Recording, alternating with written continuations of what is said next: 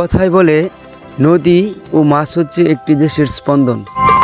সুপ্রিয় দর্শক শ্রোতা, আসসালামু আলাইকুম।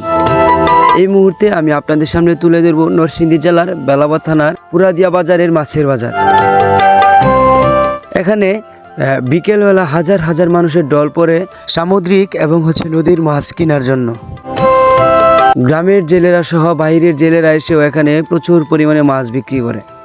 হাজার হাজার মানুষের সমাগমে মাছ বিক্রি করতে পেরে জেলেরাও যেমন খুশি, ঠিক তেমনই খুশি হয় নিজের এলাকার লোকেরা মাছ কিনতে পেরে। এখানে সুলভ মূল্যে অনেক মাছ ক্রয় বিক্রয় হয়। যুগ যুগ ধরে এই দাঁড়াতেই এখানে বিক্রি হয়ে আসছে মাছ।